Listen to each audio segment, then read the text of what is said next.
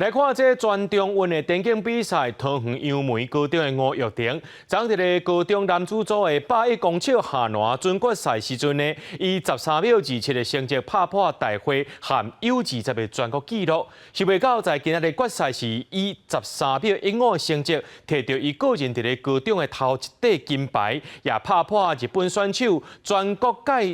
准届2018年呢，这13秒19的成绩，创造亚洲 U20的新纪录。第五跑道杨梅高中的吴玉婷，走不偌久就救回到对手的距离，一路领先冲线。13秒，再次突破自己的纪录。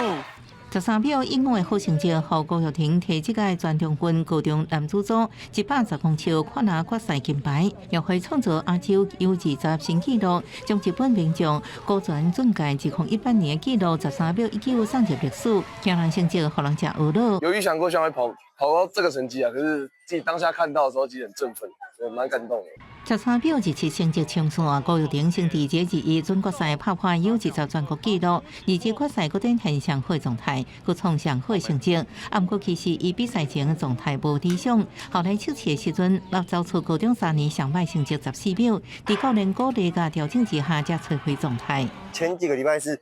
一直在下那种重的课表，对，那你要去吃消这些课表，就是同时放松也是很重要的。现在就掉眼泪，我就说没关系，你不用担心，我老师在这边，